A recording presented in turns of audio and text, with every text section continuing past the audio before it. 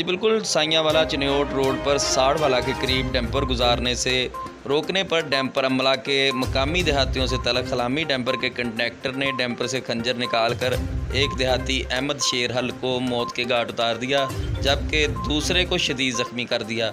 मकामी अफराद का कहना है यहाँ रोड ख़राब होने की वजह से डंपर गुजारने से सड़क इंतज़ामिया की तरफ से सख्ती से मना किया गया है। ताहम ये लोग ज़बरदस्ती डंपर गुजारने की कोशिश कर रहे थे, जिन्हें रोकने पर इन्होंने खंजर निकालकर देहातियों पर हमला कर दिया, जिसमें एक देहाती मौका पर जाँ बहक हो गया जबकि दूसरा शदीद ज़ख्मी हो गया। ज़ख्मी शख्स की हालत भी तफवीशनाक बताई जा रही है।